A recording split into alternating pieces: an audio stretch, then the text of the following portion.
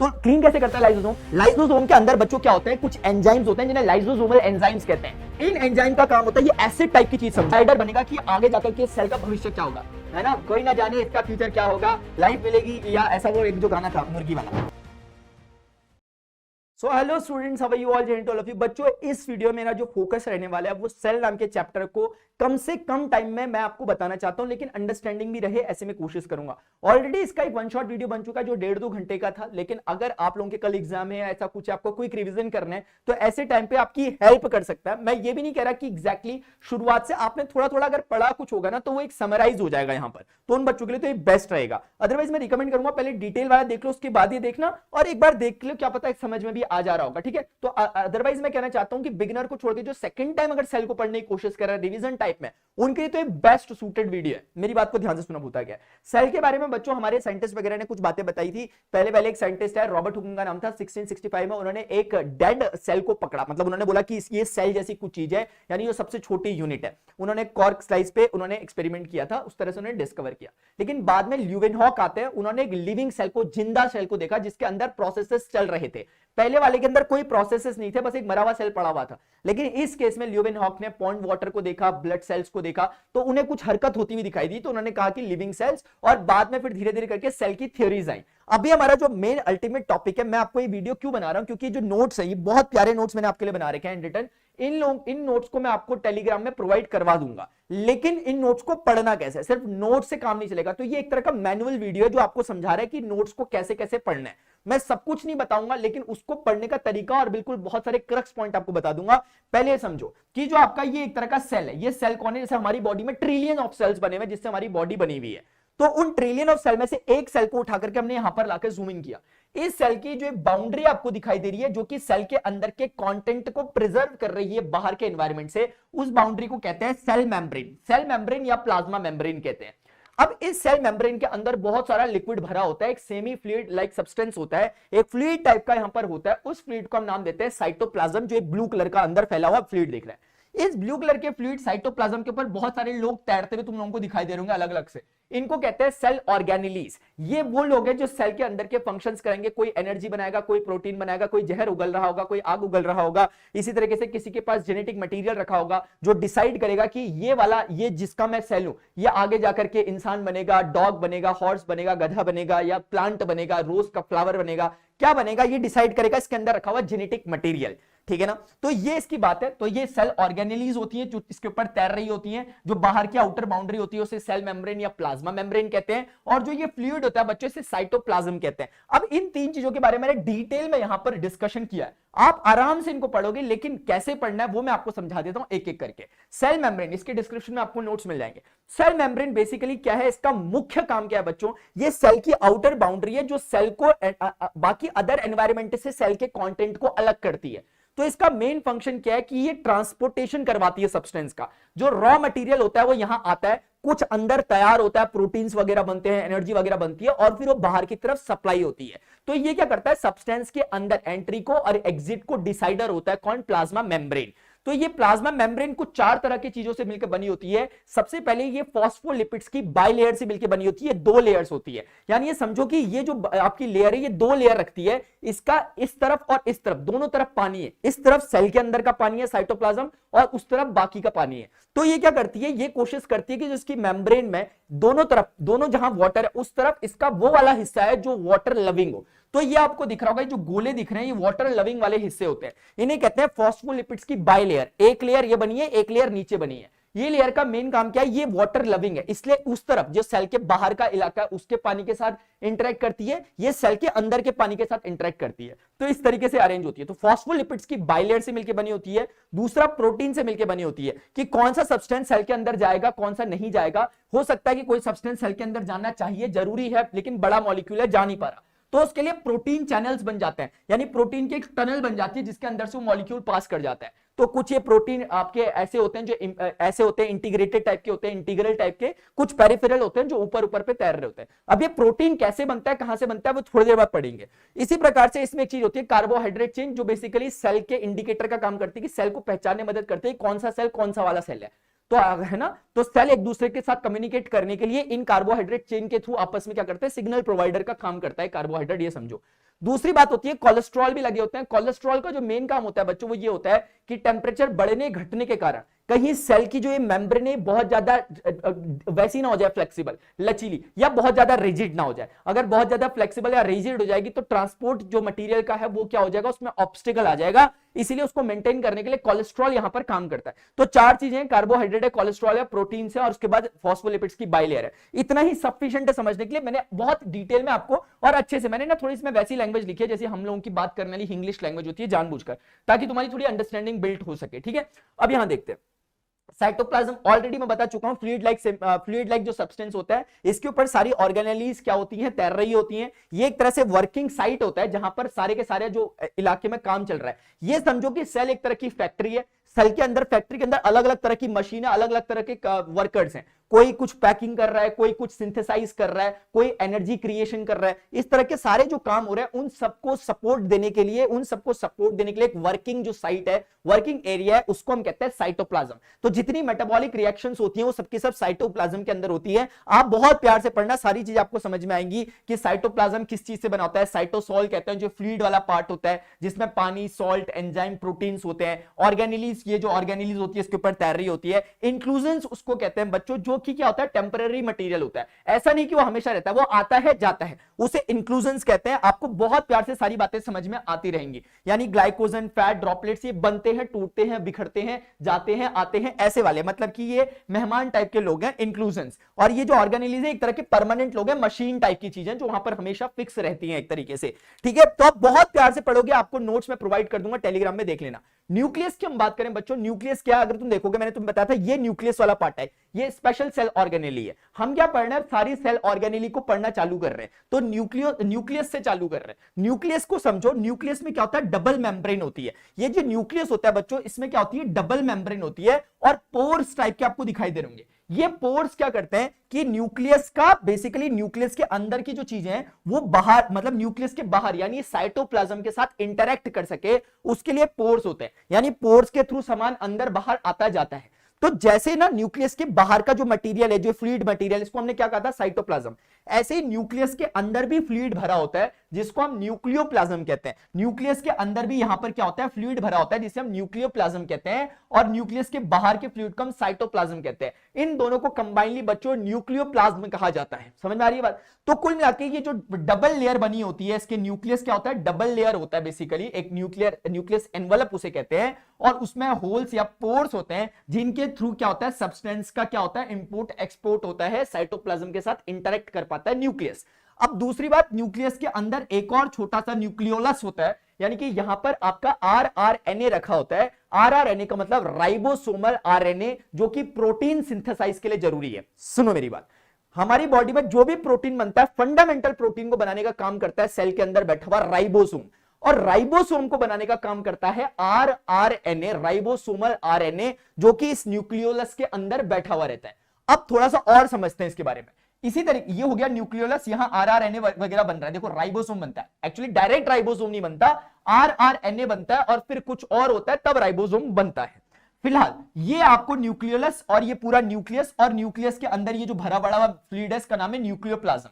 तो इस न्यूक्लियोप्लाज्म में आप लोगों को थ्रेड लाइक स्ट्रक्चर दिखाई दे रहा होगा। ये थ्रेड लाइक स्ट्रक्चर को हम क्रोमेटिन कहते हैं। ये क्रोमेटिन ही जेनेटिक मटेरियल को रखता है, कि ऐसे क्रोमेटिन जो होता है ये डिसाइडर बनेगा कि आगे जाकर के सेल का भविष्य क्या होगा, है ना। कोई ना जाने इसका फ्यूचर क्या होगा, लाइफ मिलेगी या ऐसा, वो एक जो गाना था मुर्गी वाला। तो बच्चों ये वैसा वाला है। तो ये डिसाइडर फैक्टर होता है, ये जो डिसाइडिंग फैक्टर होता है, थ्रेड लाइक स्ट्रक्चर्स होते हैं।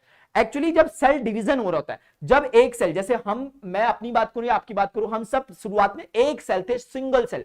वो सिंगल सेल ने अपने आप को तोड़ तोड़ के ट्रिलियन ऑफ सेल बना दिए। इस प्रोसेस को सेल डिवीजन कहते हैं। और इस सेल डिवीजन के दौरान जब ये सेल अपने आप को डिवाइड होकर के 2 या 4 सेल में बदल रहा होता है, उस समय थ्रेड लाइक स्ट्रक्चर्स जो होते हैं आपस में क्या हो जाते हैं, एक तरह का स्ट्रक्चर फॉर्म करते हैं मिल करके, उसको हम क्रोमोसोम्स कहते हैं। तो क्रोमोसोम्स क्या होते हैं, क्रोमेटिन जब आपस में सेल डिवीजन के दौरान मिलकर के एक स्ट्रक्चर बनाते हैं, उसी को क्रोमोसोम्स कहते हैं, और यही जेनेटिक मटेरियल को कैरी करता है। ये आपको समझ में आ गया होगा। इसमें यही बच्चों समझाने वाली बात थी। मैंने सब कुछ बातें आपको लगभग सारी की सारी बातें इसमें समझा दी है। आप प्यार से पढ़ लेना इस चीज को, जो लिखा हुआ है, ठीक है ना। हो गया। हाँ, मैच्योर आरबीसीज में न्यूक्लियस नहीं होता, ये मैंने इंपॉर्टेंट पॉइंट लिख रखा है, आपको समझ में आएगा। इवन मैंने रीजन भी दे रखा है कि क्यों क्यों हो रहा है, तो आपको बहुत अच्छे से समझ में आ जाएगा कि ऐसा ऐसा क्यों क्यों होता है। ठीक है, यानी आरबीसी रेड ब्लड सेल, एक सेल होने के बावजूद उसमें न्यूक्लियस नहीं होता, और ऐसे भी और सेल्स होते हैं जिनमें न्यूक्लियस नहीं होता, अभी इसे पढ़ेंगे। सारे सेल्स में न्यूक्लियस होता है ऐसा जरूरी नहीं है, अभी हम पढ़ेंगे, ये आपको पढ़ा चुका हूं। अब देखो बच्चों, हमारे पास कुछ तरीके होते हैं एक्टिव और पैसिव ट्रांसपोर्ट के, यानी कि कहने का मतलब क्या है, एक प्रोसेस होता है डिफ्यूजन, एक होता है ऑस्मोसिस। डिफ्यूजन का मतलब क्या होता है, जैसे मैं कहता हूं कि मैंने सेंट को स्प्रे किया, यहां पर परफ्यूम मैंने स्प्रे किया, जैसे ही मैं स्प्रे करता हूं दूर बैठे इंसान को भी उसकी फ्रेग्रेंस आती है। क्यों आती होगी, क्योंकि इस पर्टिकुलर जगह पे जहां पे मैंने स्प्रे किया था वहां पर वो जो फ्रेग्रेंस वाले मॉलिक्यूल है उनका कॉन्सेंट्रेशन बहुत ज्यादा हाई था एज कंपेयर टू वहां, क्योंकि वहां कुछ भी नहीं था, वहां जीरो था, यहां एकदम 100 मॉलिक्यूल आ गए। तो ये 100 मॉलिक्यूल कोशिश करेंगे कि तुरंत से डाइल्यूट करें इलाके को या चारों तरफ फैल जाए, यानी हाई कॉन्सेंट्रेशन से लो कॉन्सेंट्रेशन की तरफ ये लोग फ्लो करना चालू करते हैं, जिस कारण इसी प्रोसेस को हम डिफ्यूजन कहते हैं। तो डिफ्यूजन में क्या होता है, higher concentration solute, higher concentration से लोअर कॉन्सेंट्रेशन की तरफ सॉल्यूट का फ्लो होने लग जाता है, इसे कहते हैं ग्रेडियंट। ग्रेडियंट मतलब ऊंच नीच जहां पर है, यहां पे हम कहेंगे हाई कॉन्सेंट्रेशन से लो कॉन्सेंट्रेशन की तरफ पार्टिकल फ्लो करने लग जाते हैं, इसी मूवमेंट को हम क्या कहते हैं बच्चों, डिफ्यूजन कहते हैं। अब ऑस्मोसिस क्या है, ऑस्मोसिस में भी यही होता है, इसमें भी बैलेंसिंग करने की कोशिश होती है, लेकिन इसमें मूवमेंट सॉल्यूट नहीं करता बल्कि सॉल्वेंट करता है। एग्जाम्पल के लिए अगर मेरे पास, जैसे फॉर एग्जाम्पल ये एक मैंने सेमी परमिएबल मेम्ब्रेन लगाई और इस तरफ मेरे पास कम पार्टिकल यानी कम कॉन्सेंट्रेशन है, इस तरफ मेरे पास ज्यादा कॉन्सेंट्रेशन है, तो ये कॉन्सेंट्रेटेड सॉल्यूशन है एक तरह का, यहां ज्यादा कॉन्सेंट्रेशन है, यहां पर कम कॉन्सेंट्रेशन है। तो इसको बैलेंस करने के लिए इस बार पार्टिकल मूव नहीं कर पाते क्योंकि बीच में मेम्ब्रेन है। ये मेम्ब्रेन किसी किसी को परमिट करती है, पार्टिकल को परमिट नहीं करेगी, लेकिन वाटर फ्लो को परमिट करती है। तो ऐसी सिचुएशन में इस सॉल्यूशन का वाटर निकल करके फटाफट उस तरफ भागता है ताकि उधर वाले कॉन्सेंट्रेशन को वो डाइल्यूट कर सके। जैसे आपके पास आधा कप में आपके पास चीनी ज्यादा हो गई, तो आप क्या करते हो, चीनी ज्यादा हो गई चाय में, तो आप क्या करते हो, दूध मिला करके उसे डाइल्यूट कर देते हो, उसके कॉन्सेंट्रेशन को कम कर देते हो। तो उसी प्रकार से यहाँ पे सॉल्यूट का फ्लो होता है, जिसके कारण कॉन्सेंट्रेशन क्या हो पाता है, बैलेंस हो पाता है। तो इसमें क्या हो रहा है, लो कॉन्सेंट्रेशन से हाई कॉन्सेंट्रेशन की तरफ फ्लो हो रहा है, लेकिन सॉल्यूट पार्टिकल का नहीं, आपके वाटर का यानी सॉल्वेंट का फ्लो हो रहा है। ऊपर वाले में सॉल्यूट फ्लो कर रहा था हाई कॉन्सेंट्रेशन से लो कॉन्सेंट्रेशन, तो दोनों कॉन्ट्राडिक्टिव नहीं है, दोनों एक ही बात कह रहे हैं। तो इन प्रोसेसेस को बच्चों हम क्या कहते हैं, ये एक तरह के पैसिव ट्रांसपोर्ट है। पैसिव इसलिए क्योंकि ये नेचुरली होता है, इसमें कुछ करना नहीं पड़ेगा, जैसे पानी ऊपर से नीचे बहता है वैसे ही बह रहे हैं। लेकिन जैसे अगर आपको पानी को नीचे से ऊपर टंकी में चढ़ाना है, तो आप क्या करते हो, उसके लिए एनर्जी लगाते हो, मोटर लगाते हो, तो ये होता है एक्टिव ट्रांसपोर्ट। तो ऐसे एक्टिव ट्रांसपोर्ट करने के लिए बच्चों हमें एनर्जी की जरूरत होती है, और वो एनर्जी फॉर्मेशन जो हमारे सेल के अंदर होता है वो एटीपी की फॉर्म में होता है, एडिनोसिस ट्राइफॉस्फेट हम इसे कहते हैं। और ये कैसे बनता है, क्या बनता है, उसे हम अगली स्लाइड्स में समझेंगे। तो मैंने आपको मेन फंडा समझा दिया। यहीं पे सॉल्यूशंस के टाइप आए, हाइपरटोनिक, हाइपोटोनिक और आइसोटोनिक सॉल्यूशन। हाइपरटोनिक सॉल्यूशन बच्चों वो होता है, हाइपरटोनिक सॉल्यूशन वो होता है जहां पर बहुत ज्यादा हाई कॉन्सेंट्रेशन में रहता है सॉल्यूशन। हाई कॉन्सेंट्रेटेड सॉल्यूशन में आपने किसी सेल को डाल दिया, मान लेते हैं आपने एक सेल को डाला, तो अब क्योंकि बाहर हाई कॉन्सेंट्रेशन है, उस हाई कॉन्सेंट्रेशन को डाइल्यूट करने के लिए सेल के अंदर से पानी बाहर जाएगा। इसके कारण हम कहेंगे प्रोसेस कौन सा हुआ, ऑस्मोसिस। ये प्रोसेस कौन सा हुआ, ऑस्मोसिस का प्रोसेस हुआ, और ये सेल क्या हो जाएगा, श्रिंक हो जाएगा, क्योंकि इसके अंदर का पानी बाहर जा चुका है। अब कभी कभी ऐसा होता है कि बाहर का सॉल्यूशन जो होगा वो लेस कॉन्सेंट्रेटेड होगा, आपका सेल के अंदर का कॉन्सेंट्रेशन हाई है और बाहर का लेस है। तो ऐसे टाइम पे क्या होगा, बाहर से पानी आपके सेल के अंदर घुसना चालू हो जाएगा और आपका सेल फूल करके स्वेल कर जाएगा। तो ये होता है हाइपोटोनिक सॉल्यूशन, जो कि लेस कॉन्सेंट्रेटेड होता है एज कंपेयर टू सेल। अब इसी प्रकार से कभी कभी ऐसा होगा कि आपका जो सेल है वो जिस सॉल्यूशन में रखा है दोनों का कॉन्सेंट्रेशन सेम है, यानी सेल के अंदर का कंटेंट और जो सॉल्यूशन का कंटेंट है दोनों का कॉन्सेंट्रेशन सेम है। ऐसी टाइम पे वाटर फ्लो कहीं से कहीं भी नहीं होगा, तो ना तो ये स्वेल होगा ना ही ये श्रिंक होगा। तो आपको क्लियरिटी के साथ समझ में आ चुका होगा।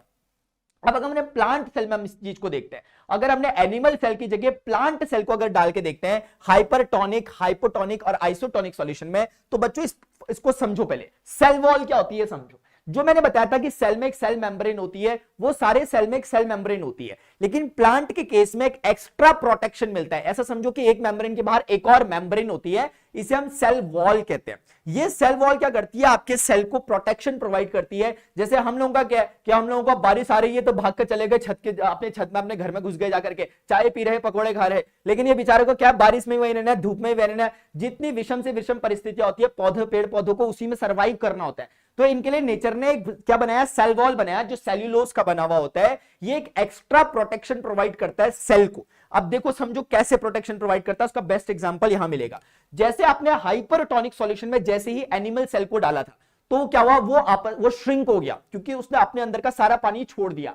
यहां पर भी क्या होता है, इसके अंदर का भी सारा पानी छोड़ता है, लेकिन इसमें सेल वॉल बाहर की बाहर जैसी की तैसी दिखाई देती है। अंदर का जो मटेरियल था, जो सेल वॉल के अलावा बाकी बचा मटेरियल है, मेरी बात को ध्यान से सुनो। एक सेल है, उसमें मेम्ब्रेन है, उसके बाहर एक और मेम्ब्रेन है। इस मेम्ब्रेन को हम क्या कह रहे हैं, सेल वॉल कह रहे हैं।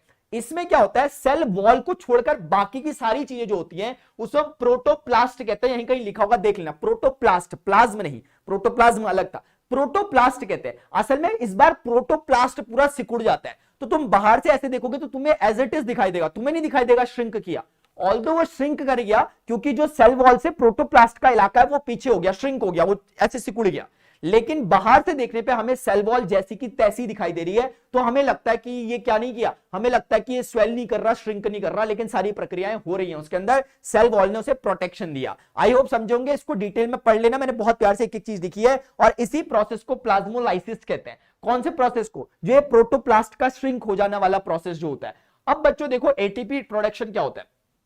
एटीपी का मतलब होता है कि हमारे सेल एनर्जी प्रोडक्शन कैसे कर रहे हैं, क्योंकि हर किसी को काम करने के लिए एनर्जी की रिक्वायरमेंट है। वो एनर्जी कहां से आ रही है, तो बच्चों को लगता है कि कई बार कि माइटोकॉन्ड्रिया ही वो चीज है जो एनर्जी फॉर्म कर रही होती है, लेकिन एनर्जी अलग अलग जगहों पर बननी होती है। नो डाउट कि माइटोकॉन्ड्रिया में सबसे ज्यादा फॉर्मेशन एनर्जी का होता है, इसीलिए इसे पावर हाउस ऑफ सेल कहते हैं। लेकिन एनर्जी फॉर्मेशन बच्चों माइटोकॉन्ड्रिया के अलावा साइटोप्लाज्म में भी होता है। जो आपका साइटोप्लाज्म था, वर्किंग साइट थी, फ्लूइड था, वहां पर भी क्या होता है, एनर्जी प्रोडक्शन होता है। इस प्रोसेस को ग्लाइकोलाइसिस कहते हैं। ग्लाइकोलाइसिस में बेसिकली क्या होता है कि जो आपका ग्लूकोज होता है वो बेसिकली टूट करके ग्लाइकोलाइसिस टूटता है और एनर्जी रिलीज करता है, ग्लूकोज। तो इस प्रोसेस को हम ग्लाइकोलाइसिस कहते हैं। तो ग्लाइकोलाइसिस बहुत सिंपल सा प्रोसेस समझो, ये जो आपकी साइटोप्लाज्म में एनर्जी प्रोडक्शन हो रहा है उस प्रोसेस को कहते हैं। माइटोकॉन्ड्रिया के अंदर जो एनर्जी का जो फॉर्मेशन हो रहा है उस प्रोसेस को सेल्यूलर रेस्पिरेशन कहते हैं, माइटोकॉन्ड्रिया के अंदर। और माइटोकॉन्ड्रिया के अंदर अभी मैं डिस्कस करूंगा बाकी चीजें कैसे कैसे होती है।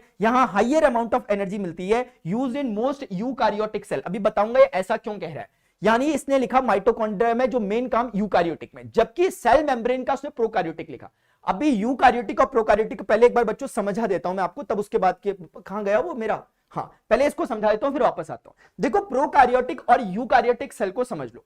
प्रोकारियोटिक सेल बच्चों वो होते हैं जिनमें एक आपका प्रिमिटिव न्यूक्लियस होता है, यानी अविकसित सा न्यूक्लियस होता है, यानी वेल डिफाइंड न्यूक्लियस नहीं होता, यानी न्यूक्लियस होता ही नहीं है कुल मिलाकर के, ट्रू न्यूक्लियस नहीं होता। यूकारियोटिक, ट्रू की स्पेलिंग में TRUE जो आ रहा है उसको उल्टा कर दो, यू बनेगा।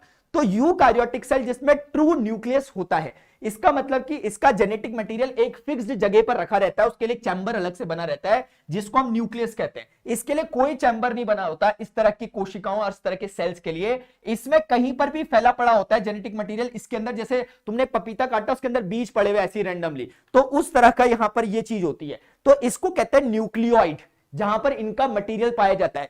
होता है इनमें भी ये जेनेटिक मटेरियल, लेकिन उसके लिए कोई एक स्पेसिफिक जगह नहीं होती, वो फैला पड़ा रहता है। उस जगह को जहां वो फैला पड़ा रहता है न्यूक्लियोइड कहते हैं। न्यूक्लियोइड किसमें होता है, प्रोकारियोटिक सेल में। यूकारियोटिक सेल में उसको न्यूक्लियस कहते थे। दूसरा फर्क आप ये समझो कि जो ये, जैसे इसका एग्जांपल यूकारियोटिक का एनिमल सेल है और प्रोकारियोटिक का बैक्टीरिया। अब एक फर्क क्या होता है बच्चों, फर्क समझो। जो यूकारियोटिक सेल होते हैं उसका साइज ऑलमोस्ट 10 टाइम्स होता है प्रोकारियोटिक सेल के साइज का, एक बात। दूसरी तीसरा डिफरेंस क्या है कि जो ये यूकारियोटिक सेल होता है इनमें जो सेल ऑर्गेनेलीज है एग्जिस्ट करती है, इसमें कोई ऐसा सेल ऑर्गेनेलीज नहीं पाई जाती है। इसकी सेल ऑर्गेनेलीज की अपनी एक खुद की मेम्ब्रेन होती है। जैसे तुम लोग देखोगे यहां पर न्यूक्लियस है तो उसकी खुद की मेम्ब्रेन है, यहां पर कुछ माइटोकॉन्ड्रिया उसकी खुद की मेम्ब्रेन होती है। यहां पर जो भी होगा वो ऐसे ही पड़ा रहता है। ये समझो कि एक बहुत बड़ा हॉल है जिसमें सब लोग ऐसे ही रहते हैं। ये एक ऐसा कॉर्पोरेट ऑफिस है जहां सबको अपने अपने चैम्बर्स मिल रहे हैं, भाई तुम अपने अपने पॉड में रहना, इस तरह की चीज होती है। तो आपको समझ में आ गया होगा। तो डीएनए और क्या चीज होती है, इसमें राइबोसोम्स जो होते हैं 70S राइबोसोम होता है, इसको सेडिमेंटेशन कांस्टेंट कहते हैं एक तरह से। इसका मतलब क्या होता है मैं आपको बताता हूं, 70S और इसमें जो राइबोसोम्स होते हैं वो 80S। राइबोसोम मैं भी आपको बताऊंगा कि राइबोसोम बेसिकली प्रोटीन सिंथेसाइज करने का काम करते हैं, वो यहां भी होते हैं यहां भी होते हैं। और जबकि वो एक सेल ऑर्गेनेली है, उसके बावजूद वो यहां हो रहा है, उसके पीछे का रीजन ये है कि राइबोसोम की कोई अपनी वो नहीं होती, मेम्ब्रेन नहीं होती। तो ध्यान रखो, जो भी मेम्ब्रेन वाली चीजें होती है वो यहां बैठ ही नहीं सकती है। तो राइबोसोम बैठ सकता है क्योंकि उसके पास अपनी मेम्ब्रेन नहीं होती है। तो राइबोसोम दोनों में कॉमन होता है, यहां 70S और यहां कहीं पे दिख नहीं रहा, लेकिन 80S वाला होता है। सेडिमेंटेशन कांस्टेंट का जो मतलब होता है बच्चों, इसका मतलब होता है, जैसे आपने भी केमिस्ट्री में मिक्सचर एंड सेपरेशन वाले चैप्टर में सेंट्रीफ्यूगेशन के प्रोसेस को पढ़ा है, जैसे मैंने आपको बताया था कि जैसे लैब वगैरह में, पैथोलॉजी लैब में ब्लड को मिक्स करने वगैरह में यूज होता है। तो ये समझो कि आपने इसमें एक ट्यूब में, एक बोतल में राइबोसोम डाला इसका, एक में डाला राइबोसोम इसका, दोनों को बहुत तेजी से घुमा दिया एक मशीन के अंदर, सेंट्रीफ्यूगेशन। अब जो नीचे जल्दी बैठ जाएगा, जो नीचे जल्दी बैठ जाएगा जमीन पे मतलब उसकी सतह पे जाकर, उसका सेडिमेंटेशन कांस्टेंट ज्यादा होगा। तो 80S इसका है, 70S इसका, इसकी डिटेल में हम नहीं जा रहे हैं अभी। तो कुल मिलाकर के जिसका ज्यादा है वो भारी राइबोसोम है, तो इसका राइबोसोम कंपैरेटिवली भारी होता है, इस बेचारे का थोड़ा कंपैरेटिवली हल्का होता है, इतना ही समझ में आता है। सेल डिवीजन बच्चों क्या होता है, इनमें सेल डिवीजन बाइनरी फिजन के थ्रू होता है बेसिकली, और इसमें जो माइटोसिस और मियोसिस के प्रोसेस होते हैं उसके थ्रू होता है, अभी हम पढ़ लेंगे। तो सेल डिवीजन के अलग अलग प्रोसेसेस हैं। दूसरा, इसके एग्जांपल में बैक्टीरिया है, साइनोबैक्टीरिया है, और इसके एग्जांपल में आपके पास एनिमल सेल है, प्लांट सेल है, अमीबा भी है, और बहुत सारे लोग हैं। ये ध्यान रखो कि एनिमल सेल यूनिसेल्युलर और मल्टीसेल्युलर दोनों टाइप का हो सकता है, ये वाला यूनिसेल्युलर ही होता है। जैसे अमीबा एक यूनिसेल्युलर है, और जैसे आपके पास क्लेमाइडोमोनास एक यूनिसेल्युलर है, बट स्टिल वो यूकारियोटिक है, क्योंकि उनके पास उनका पर्सनल एक एक क्या है, न्यूक्लियस होता है। तो ये बात तुम्हें समझ में आई होगी। अब ये बात अगर आपको समझ में आ गई तो वापस अपने टॉपिक पे आते हैं, जो हम यहाँ पे कहीं पे पढ़ रहे थे। हमने कहां पे पढ़ रहे थे हम, यहाँ कहीं पे। अब हम समझ रहे हैं कि सेल मेम्ब्रेन, यानी कि जो प्रोकारियोटिक सेल थे, जैसे बैक्टीरिया टाइप का जो सेल था, उनका जो एनर्जी प्रोडक्शन होता है वो कहां होता है, क्योंकि उनके पास माइटोकॉन्ड्रिया तो होता नहीं, तो उनका एनर्जी प्रोडक्शन जो होता है बच्चों, उनकी सेल मेम्ब्रेन पे ही होता है। इस प्रोसेस को ऑक्सीडेटिव फॉस्फोराइलेशन कहते हैं, क्योंकि आपको पता है सेल मेम्ब्रेन किसकी बनी है, फॉस्फोलिपिड्स की बाइलेयर होती है। तो कुल मिलाकर के समझ में आया कि कल को कोई पूछेगा प्रोकारियोटिक सेल का एनर्जी फॉर्मेशन कहां होता है, तो तुम बोल सकोगे कि उनकी सेल मेम्ब्रेन में ही हो जाता है। समझ में आ रही है बात। तो ये तीन प्रोसेसेस तुम्हें हल्के हल्के समझ में आ गए, ये तीन चीजें की एनर्जी फॉर्म यहां भी हो सकती है। अब हमने न्यूक्लियस, मैं ऑलरेडी बता चुका हूं तुम्हें इसके बारे में, साइटोप्लाज्म बता चुका हूं, रिपीट कर रहा है। एंडोप्लाज्मिक रेटिकुलम क्या होती है, देखो जब ये आप देख रहे हो कि न्यूक्लियस है, न्यूक्लियस के नीचे ये चीज दिखाई दे रही होगी तुम्हें, ये लेयर्स, इसे कहते हैं इसे कहते हैं एंडोप्लाज्मिक रेटिकुलम, ईआर। इस ईआर में कुछ जगह पर अगर आप देखोगे बच्चों, तो कुछ जगह पर आपको ऐसे ऐसे डॉटेड से दिखाई देते हैं, जब हम माइक्रोस्कोप से देखते हैं रफ सरफेस दिखाई देता है, और कुछ जगहों पर नहीं दिखाई देता। जहां पर रफ सरफेस है उसका कारण क्या है कि न्यूक्लियोलस से राइबोसोम जो बनकर के आए वो इसके ऊपर जाकर के बैठ जाते हैं, इसकी वजह से हमें ऊपर से ये रफ दिखाई देती है, तो हम उसको कहते हैं रफ एंडोप्लाज्मिक रेटिकुलम यानी RER। जिस जगह पे वो नहीं बैठती है उसको हम कहते हैं SER यानी कि smooth endoplasmic reticulum. That's enough, इतना ही आपको समझ में आना चाहिए इसके बारे में कि एक रफ है एक स्मूथ है। ये रफ क्यों है, क्योंकि राइबोसोम्स इसके ऊपर बैठे हुए हैं। स्मूथ क्यों है, क्योंकि इसके ऊपर नहीं बैठे हुए हैं। इसका मेन काम क्या होता है, प्रोटीन सिंथेसाइज करती है RER। क्यों प्रोटीन सिंथेसाइज करती है, क्योंकि राइबोसोम का काम है प्रोटीन को बनाना, और राइबोसोम बैठे हैं इसके ऊपर, तो इसीलिए RER क्या करती है, प्रोटीन सिंथेसाइज करती है, जबकि SER बेसिकली लिपिड्स फैट बनाने का काम करती है, उनको सिंथेसाइज करती है। क्योंकि स्मूथ और तेल कैसा होता है, चिकना सा होता है, तो याद रहेगा कि लिपिड्स वगैरह बनाने का काम स्मूथ एंडोप्लाज्मिक रेटिकुलम करती है। यही मैंने आपको बताया, और कोई दिक्कत इसमें बिल्कुल भी नहीं है। अच्छा, एक बात यह, मेम्ब्रेन को बनाने में जो आपकी बाहर की मेम्ब्रेन थी ना, उसको बनाने में आपने देखा था प्रोटीन का रोल था, वहां पे लिपिड्स का रोल था, तो वो कौन है, वो यहीं से प्रोवाइडर है बेसिकली। तो सेल मेम्ब्रेन बनाने के लिए भी ये काम कर रहे हैं एक तरह से। अब अगला आता है गोल्गी अपैरेटस। अगर आप देखोगे इसमें यहां पर एक गोल्गी अपैरेटस, इस तरह का ब्लू टाइप की चीज है, गोल्गी अपैरेटस है। ये गोल्गी अपैरेटस का काम क्या होता है, ये जो प्रोटीन्स वगैरह बनते हैं उनको सही एड्रेस में भेजना, उनकी पैकेजिंग करना, उनको सॉर्ट करना, ये काम गोल्गी अपैरेटस का होता है। जैसा काम एक पोस्ट ऑफिस का होता है बच्चों, कि कहीं से कुछ चीज आई है उसको रखना, उसकी पैकेजिंग करके उसको राइट डायरेक्शन में भेजना। तो वो काम गोल्जी अपैरेटस करता है। इसमें ये यहां से रिसीव करता है जहां से रॉ मटेरियल को या प्रोटीन वगैरह को, उसको सिस फेस कहते हैं। और फाइनली ये यहां से जब उसे भेजता है इसको ट्रांस फेस कहते हैं, जब वो शिपिंग कर रहा होता है उसकी। तो शिपिंग कैसे करता है, उसको वेसिकल्स में डाल देता है, प्रोटीन है उसके ऊपर वेसिकल्स यानी एक बॉल टाइप की आप समझो, उसके अंदर पैक कर करके अपने प्रोटीन को सही डायरेक्शन में भेज देता है उसकी ट्रांसक्रिप्ट के अकॉर्डिंग, जो कि उसको डीएनए वगैरह से मिल रही होती है कि इसको कहां भेजना है, ये वाला काम। तो इसमें गोल्जी अपैरेटस में ये समझ में आना चाहिए कि इसमें दो फेसेस होते हैं, सिस फेज और ट्रांस फेज। सिस फेज यानी जहां से इनपुट लेता है, और ट्रांस फेज यानी कि जहां पर वो उसको पूरा फाइनलाइज करके प्रोड्यूस कर रहा होता है, शिपिंग कर रहा होता है। अब इसका एक और इंपॉर्टेंट काम है, ये लाइसोसोम फॉर्मेशन में इंपॉर्टेंट रोल प्ले करता है। लाइसोसोम्स क्या होते हैं वो अगले टॉपिक में हम पढ़ने वाले हैं, ये आपके लिए नोट्स। देखो मैं क्या कर रहा हूं, मेरा मकसद समझना। मैं चाहता था आपको बोल सकता था कि इसे पढ़ लो जाकर, लेकिन मुझे पता है अगर मैं सीधे बोल दूंगा पढ़ लो, नहीं पढ़ पाओगे। अब अगर मैं बताता हुआ चल रहा हूं तो तुम्हें समझ में आ रहा है कि क्या पढ़ना है तुम्हें, इसलिए मैं वीडियो को थोड़ा, मेरी हालत खराब हो गई, तोते उड़ गए मेरे, सांस नहीं ले पा रहा, इसके बाद सांस लूंगा। सबसे पहले तो एक बार लाइसोसोम क्या होगा, मेरे अंदर के सेल बोल रहे हैं मास्टर इन सेलों के चक्कर में अपने सेलों का भी ध्यान रख ले जरा। लाइसोसोम बच्चों यहां पर है, लाइसोसोम का काम क्या है, लाइसोसोम एक तरह का ऐसा है उन सेल ऑर्गेनेली में, जो आपके सेल ऑर्गेनेलीज हैं इन सब में लाइसोसोम यहीं कहीं पे बैठा हुआ है। लाइसोसोम का काम है कि सब लोग सही तरीके से काम कर रहे हैं कि नहीं कर रहे ये देखना। अगर कहीं पर कोई मेल फंक्शनिंग हो गई, कहीं पर किसी चीज ने काम करना बंद कर दिया, तो वो वहीं पर डेड बॉडी की तरह पड़ी ना रहे। मान लेते हैं एक बारी के लिए किसी वेसिकल ने काम करना बंद कर दिया, तो वेसिकल वहां पे एक वेस्ट की तरह काम करने लग जाएगी। अगर वो हो गई तो उस चीज को खत्म करना, वहां से उसको क्लीन करने का काम लाइसोसोम में के पास है। तो क्लीन कैसे करता है लाइसोसोम, लाइसोसोम के अंदर बच्चों क्या होता है, कुछ एंजाइम्स होते हैं जिन्हें लाइसोसोमल एंजाइम्स कहते हैं। इन एंजाइम का काम होता है, ये एसिड टाइप की चीज समझो आप, कि ये गला देगा, उस चीज को गायब करवा देगा। तो ये इतने ज्यादा शार्प होते हैं बेसिकली, ठीक है ना। तो जो ह्यूमन जो वो स्पर्म सेल होते हैं बेसिकली, उनमें भी ये लाइसोसोमल एंजाइम मिलते हैं, सो दैट कि वो जो एग सेल रहता है उसे पेनिट्रेट कर सकते हैं।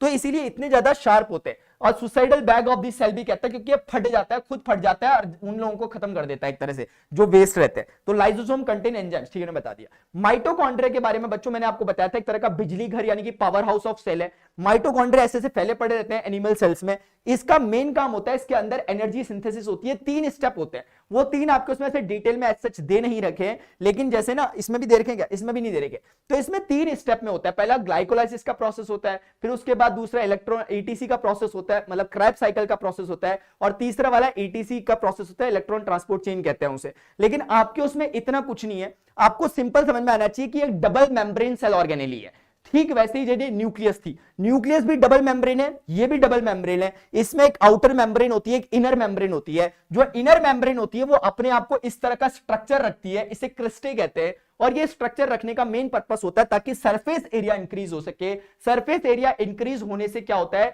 कि जो एनर्जी ट्रांसपोर्टेशन के लिए, जो एटीपी प्रोडक्शन के लिए चीजें एफिशिएंट हो पाती है, उनकी एफिशिएंसी बढ़ पाती है सरफेस एरिया ज्यादा मिल जाने से। तो क्रिस्टे क्या करता है, सरफेस एरिया बड़ा होता है। और मैट्रिक्स क्या होता है, जैसे साइटोप्लाज्म एक तरह का फ्लूइड था, न्यूक्लियोप्लाज्म एक तरह का फ्लूइड था, वैसे ही माइटोकॉन्ड्रिया के अंदर के फ्लूइड को मैट्रिक्स हम नाम देते हैं। और ये होता है, इसके अंदर एक खास बात होती है कि माइटोकॉन्ड्रिया के अंदर एक एम्प्टी डीएनए यानी माइटोकॉन्ड्रियल डीएनए भी एग्जिस्ट करता है। तो ये अपने आप में एक सबसे बड़ी जबरदस्त चौंकाने वाली बात है कि माइटोकॉन्ड्रिया का बिहेवियर एक सेल ऑर्गेनिज्म की तरह है। अगर आप समझोगे तो ये बैक्टीरिया की तरह काम कर रही है, इसीलिए इसे कई लोगों ने एंडोसिम्बायोटिक प्रोसेस भी कहा।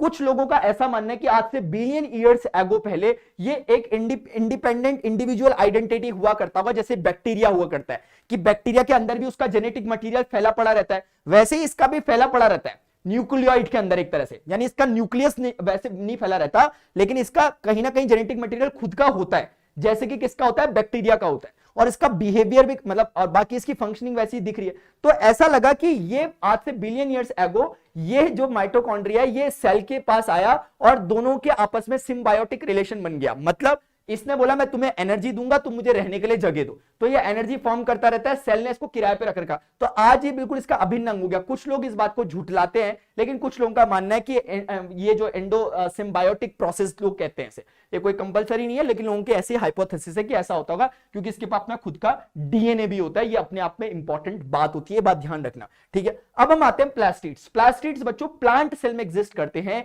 ये एनिमल सेल में नहीं होंगे। प्लास्टिड्स के 3 मेन फीचर हैं, एक है क्लोरोप्लास्ट, एक है क्रोमोप्लास्ट, एक है ल्यूकोप्लास्ट। अगर आपको समझ में आ गया, काम 25 हो गया। क्लोरोप्लास्ट का जो बच्चों मेन काम है वो फोटोसिंथेसिस और फूड बनाने का काम है, यानी सनलाइट में।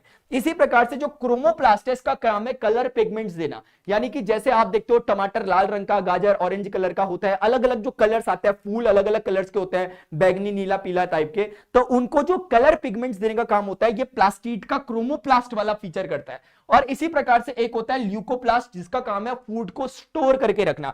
तो आपने देखा ये शॉर्ट में मैंने यहां पर दे दिया, अगर आपके उसमें आता है आप इतने प्यार से लिखोगे आपके पन्ने के पन्ने भर जाएंगे। इसलिए मेन क्रक्स पॉइंट जाने को, कभी कोई बोलेगा प्लास्टिड, तो प्लास्टिड प्लांट सेल में होता है, इसमें क्लोरोप्लास्ट होता है, क्रोमोप्लास्ट होता है, ल्यूकोप्लास्ट होता है, दैट्स इट, खत्म हो गया, आगे बढ़ो, बस इतना हो गया। वैक्यूल्स क्या होता है? वैक्यूल्स बच्चों पानी की एक थैली होती है बेसिकली, जो प्लांट सेल में भी होती है और एनिमल सेल में भी होती है, लेकिन प्लांट सेल में बहुत बड़ी होती है जितनी बड़ी दिख रही होगी, लेकिन एनिमल सेल में छोटी छोटी लेकिन एक से ज्यादा हो सकती है। अब यहां पे इसका मेन रोल क्या होता है, ये एक तरह से टर्जिडिटी प्रोवाइड करता है किसी भी प्लांट सेल को। जैसे कैसे, इसके अंदर जब पानी भरा रहता है तो ये पानी, सोचो कि आप एक पानी भरा हुआ, जैसे एक गुब्बारा है पानी का, बलून का, तो वो बिल्कुल सॉलिड सा दिखता है, अगर वही पानी हटा दो कैसा मुरझा जाएगा, ऐसे से करके, कैसे करके दिखाऊं, ऐसे से करके हो जाता है। तो कहने का मतलब है कि ये जो वैक्यूल्स होता है इसमें जब पानी बराबर मात्रा में भरा रहता है तो ये सेल वॉल पे टर्जर प्रेशर लगाता है। टर्जर प्रेशर मतलब प्रेशर समझो तुम, टर्जर प्रेशर कहते हैं, जिसके कारण जो सेल वॉल रहती है बाहर को खुल के रहती है, एकदम रिजिडिटी सी रहती है, स्टेबिलिटी सी आती है, आपके प्लांट को आराम से मस्त होकर के खड़ा रहता है। लेकिन 2-4 दिन कभी पानी मत डालो, ऐसे करके मुरझा जाता है तुम्हारा प्लांट। वो मुरझाता क्यों है? क्योंकि उसके अंदर का जो वैक्यूल होता है उसका पानी खत्म हो जाता है, जिसके अंदर से टर्जर प्रेशर कम हो जाता है और वो प्लांट तुम्हारा सिकुड़ जाता है, मतलब कमजोर हो जाता है। समझ गए? तो ये बात होती है, इनको कोई जरूरत नहीं है, इनको तो पानी पानी है इनके पास, ठीक है ना। तो large in plant, small in animals, storage और टर्जिडिटी का काम करता है। और ये जो वैक्यूल होता है बच्चों, एक बात और ध्यान रखना, जो काम ना आपका जो काम आप, अभी मैं चलो बताता हूं आपको इस चीज को, जो काम बेसिकली ना लाइजोसोम कर रहा होता है यहां पर ना, वही काम वैक्यूल कर देता है बेसिकली उस काम को, ठीक है। मैं भी बताता हूं इस चीज को, देखता हूं अभी। Key takeaway, vacuole store material and plant the large central vacuole helps in maintaining turgidity. मैंने बता दिया आप लोगों को, अब आगे बढ़ते हैं। प्रोकार्योटिक यूकार्योटिक में समझा चुका था ना, हाँ। अभी हम आते हैं प्लांट सेल और एनिमल सेल में। प्लांट सेल और एनिमल सेल का मतलब क्या है बच्चों, कि प्लांट सेल और एनिमल सेल में आपसे पूछता हूं, टाइम स्टैम्प के साथ बताना ये क्या है, इनमें से कौन सा प्रोकार्योटिक और कौन सा यूकार्योटिक है, मुझे बताओ। चेक करता हूं तुम्हारी एक्टिव लर्निंग कितनी हो रही है, ठीक है। फिलहाल प्लांट सेल जो होती है वो इस तरह का शेप रखता है, पॉलीगोन टाइप का शेप रहता है, रेक्टेंगुलर टाइप का शेप ऊपर से देखने में दिख रहा है। और एनिमल शेप का जो रहता है वो इरेगुलर टाइप का शेप होता है सेल्स का, लेकिन आमतौर पर राउंड राउंड टाइप का ले लेते हैं हम, ठीक है। और क्या फर्क होता है, इसमें एक लार्ज वैक्यूल होता है, इसमें छोटे छोटे वैक्यूल्स होते हैं एक से ज्यादा। और क्या होता है, साइटोप्लाज्म इसमें भी होता है, इसमें भी होता है, न्यूक्लियस इसमें भी होता है, इसमें भी होता है। और क्या चीज है, प्लास्टिड्स इसमें होते हैं, इसमें नहीं होते। वो जो क्लोरोप्लास्ट, क्रोमोप्लास्ट और जो आपका ल्यूकोप्लास्ट वाली चीजें थी, वो प्लास्टिड्स इसमें एग्जिस्ट करते हैं, इसमें एग्जिस्ट नहीं कर रहे होते। माइटोकॉन्ड्रिया दोनों में होता है, एनिमल और प्लांट सेल की मैं बातें कर रहा हूं। और क्या खास बात होती है, और इसमें एक सेल वॉल होती है, इसमें कोई सेल वॉल बेचारे में नहीं होती है। तो आप ये चीजों को देखो, तो ये आपको समझ में आ गया, ये समझ में आ गया होगा, वैक्यूल समझ में आ गया, प्लास्टिड। सेंट्रियोल्स बच्चों क्या होता है, सेंट्रियोल्स बेसिकली वो चीजें होती है जो सेल डिवीजन का मेन फैक्टर होता है। जैसे ये रेक्टेंगुलर टाइप का जो आपको शेप दिख रहा होगा, इसे सेंट्रियोल्स कहते हैं। ये यूजुअली एब्सेंट होते हैं प्लांट सेल में, और जो आपके एनिमल सेल होते हैं उनमें ये क्या होते हैं, प्रेजेंट होते हैं, इन्हें कहते हैं सेंट्रियोल्स। जिस जगह पे सेंट्रियोल्स रहते हैं, क्या आप मुझे बता सकते हो उस जगह का नाम क्या होता है, आप बताना। लाइजोसोम्स क्या होते हैं बच्चों, लाइजोसोम्स रेयर होते हैं, प्लांट में कम होते हैं, मतलब नहीं के बराबर होते हैं, और बहुत ज्यादा होते हैं इसमें लाइजोसोम का काफी हद तक काम वैक्यूल्स कर लेते हैं। लाइजोसोम का काफी हद तक काम जो होता है वो वैक्यूल्स यहां पर कर लेते हैं। अब हम आगे बढ़ते हैं, की टेक अवे ले लेना यहां से जो लेना होगा। सेल डिवीजन बच्चों एक प्रोसेस होता है। सेल डिवीजन का मतलब ये होता है कि एक सेल अनंत कैसे बन गया, एको अहम बहुश्याम, यानी मैं एक हूं बहुत हो जाऊं। कैसे हो गया, वो ऐसे हो गया कि सेल के अंदर कुछ प्रोसेसेस होते हैं, दो तरह के सेल डिवीजन होते हैं। एक होता है माइटोसिस, एक होता है मियोसिस। माइटोसिस उसको कहते हैं जो सोमेटिक सेल्स में होता है। सोमेटिक सेल्स मतलब जो बॉडी सेल्स होते हैं, जो नॉर्मल हमारे मसल्स वगैरह या इसमें जो सेल होते हैं, जो स्टमक वगैरह जो सेल बन रहे हैं। लेकिन इसके अलावा जो सेल्स बच्चों, कौन से वाले सेल्स की मैं बात कर रहा था, जो स्पर्म सेल या एग सेल जो होते हैं, बेसिकली जो जर्म सेल होते हैं, उनमें जब ये प्रोसेस होता है सेल डिवीजन का, उसको मियोसिस कहते हैं। तो मियोसिस एक special type of cell division है जो कि स्पर्म सेल और एग सेल में होता है, और जबकि इनके अलावा जो भी बॉडी सेल्स होते हैं उसमें जो भी प्रकार का डिवीजन होता है उसको माइटोसिस कहते हैं। तो ये इनमें फर्क क्या होता है कि माइटोसिस जो होता है उसमें एक पेरेंट सेल दो डॉटर सेल्स में बंटता है और इस तरीके से बंटता है कि जितने नंबर ऑफ क्रोमोसोम्स यहां थे उतने ही नंबर ऑफ क्रोमोसोम यहां भी रहते हैं। यहां भी 2n, यहां भी 2n, अगर यहां 2n थे, यानी अगर यहां 46 क्रोमोसोम्स थे, इसको भी 46 मिल जाते हैं, इसको भी 46 मिल जाते हैं, 23 ऐसे नहीं मिलते, बंटवारा नहीं होता।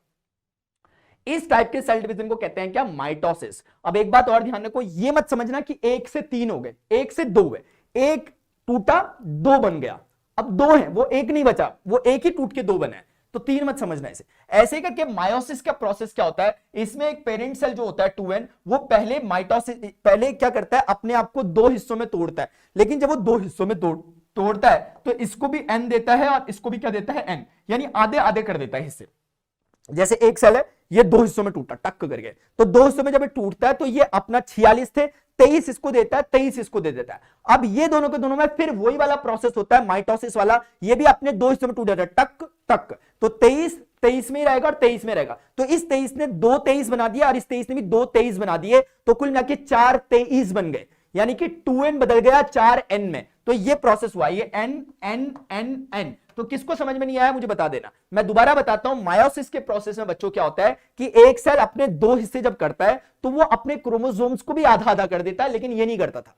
तो जैसे 46 थे तो 23 23 कर देता है, फिर ये 23 2 हिस्सों में टूटता है, लेकिन माइटोसिस के तरीके से, इसलिए वो अपने क्रोमोसोम्स को सेम ही रखता है 23 23, लेकिन एक के बदले 2 मिल गए, 2 23 और 2 23 यहां से मिल गए, तो 4 23, यानी कि 4 में बदलता है, लेकिन कुछ स्टेप्स को फॉलो करता है। ये इसकी डिटेल्स नहीं है बच्चों, और ये उतनी है जितनी आपके सिलेबस में रहती है। आगे जाकर के नेक्स्ट फ्यूचर क्लासेस में आप लोगों इनकी डिटेल्स को पढ़ते हो। तो आई होप यार आपको समझ में आ गया होगा, सारे टॉपिक्स को बच्चों हमने कवर कर दिया जो उसके थे, और मुझे नहीं पता कितना टाइम लगा क्या लगा, अगर आपको कैसा लगा। ये क्विक रिवीजन मैं सब सब्जेक्ट में कर सकता हूं अगर आप लोग चाहें तो, और मैंने पहले ही कहा था कि ये quick revision as a beginner के लिए नहीं है, क्योंकि लेकिन जिस बच्चे ने, मैं इसके बिना भी बोलता ना, मतलब आप तो दूर हो इसलिए आपके साथ ऐसी रियायत करता हूं, जो बच्चे मेरे सामने बैठ के पढ़ रहे होते हैं उनके साथ में सिर्फ डिक्टेट करता हूं, बोलता भी नहीं हूं, हवा में बोलता हूं कि यहां ये रखा है, यहां ये रखा है, तो वो तब समझ जाते हैं। ऐसी अंडरस्टैंडिंग हमारी होनी चाहिए, बिल्कुल स्पून फीडिंग नहीं करनी। अभी के लिए बच्चों इतना ही। कैसा है लेक्चर लगा? तुम चाहते हो कि सारे चैप्टर्स का एक क्विक रिवीजन ऐसी टाइप से हो जाए, तो मुझे नीचे कमेंट सेक्शन में बताना है। इसका डिस्क्रिप्शन में तुम लोगों को नोट्स दे दूंगा, नीचे कमेंट सेक्शन में #नोट्स लिख देना।